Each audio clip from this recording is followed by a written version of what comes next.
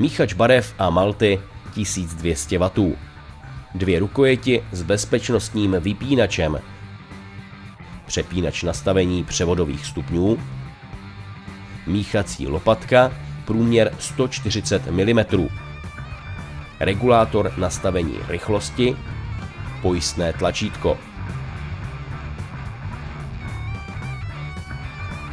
Příslušenství: 2 klíče na utažení lopatky, návod k obsluze v českém a slovenském jazyce.